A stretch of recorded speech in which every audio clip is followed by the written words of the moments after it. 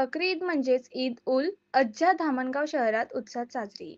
बकरी ईद म्हणजेच ईद उल अज्हा मुस्लिम समाजात इस्लामी कालगणनेच्या शेवटच्या जिल्हा हिज्जाच्या 10 तारखेला त्याग बलिदानाची शिकवण देणारा सण. या सणानिमित्त धामणगाव रेल्वे शहरातील ईदगाह मैदानावर मुस्लिम बांधवांनी मोठ्या भक्तिभावाने नमाज अदा करून सर्वांना ईदच्या शुभेच्छा दिल्या. बकरी ईद हा मुस्लिम बांधवांचा महत्त्वाचा सण असल्याने या दिवशी बकऱ्याची कुर्बानी देण्याची प्रथा आहे.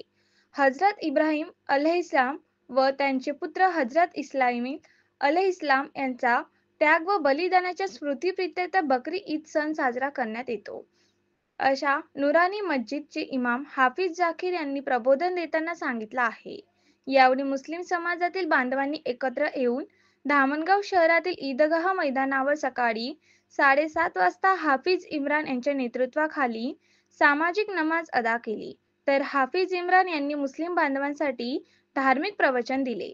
नमाज अदा केल्यानंतर प्रार्थना करताना देशात शांतता राहावी, जातीय सलोखा अबाधित राहावा यासाठी विशेष प्रार्थना करण्यात आली.